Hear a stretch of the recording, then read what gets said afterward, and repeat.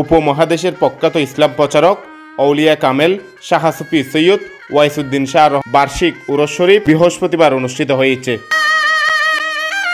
আজকে এখানে অনেক কর্মসূচি আমরা সম্পন্ন করেছি, আরো অনেক কর্মসূচি চলমান আছে।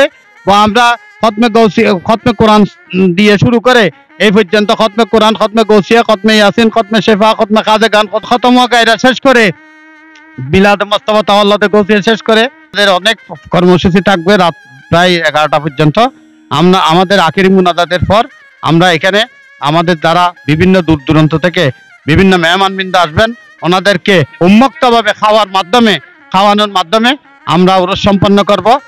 ফটিকছড়ি নাজিরহাট পৌরসভার পূর্ব সোয়াবিলে রোয়াজা শরীফ প্রাঙ্গণে দিনব্যাপী নানা কর্মসূচির মধ্য দিয়ে পবিত্র উরস শরীফ অনুষ্ঠিত হয়। বার্ষিক উরস শরীফ উপলক্ষে খতমে কোরআন, খতমে গাউসিয়া, রোয়াজা শরীফে পুষ্পস্তবক অর্পণ, রাতে উন্মুক্ত তবরক বিতরণ ও জিকিরে সেমা সহ আখেরি মোনাজাতের মধ্য দিয়ে উরস শরীফের সমাপ্ত হয়। মহান এই আউলিয়া কামেলের পবিত্র উরস শরীফে আগত সকলের প্রতি উরস পরিচালনা কমিটির পক্ষে কৃতজ্ঞতা জানিয়েছেন হাজী মোহাম্মদ নেজামুদ্দিন।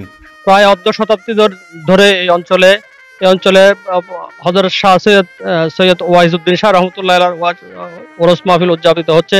সম্পূর্ণ শরীয়তের মধ্য থেকে খতমে কোরআন, খতমে খাজেগান, খতমে বুখারী এবং আমাদের শরীয়তের মধ্য থেকে আমাদের সবগুলো প্রোগ্রাম হচ্ছে।